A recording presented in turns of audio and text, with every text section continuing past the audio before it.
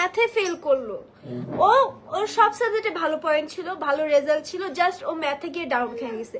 Cause এইবারে math পরীক্ষাটা এত হার্ড ছিল, ট্রাস্ট মি, আমি নিজেও কিন্তু ম্যাথে অনেক ভালো স্টুডেন্ট ছিলাম।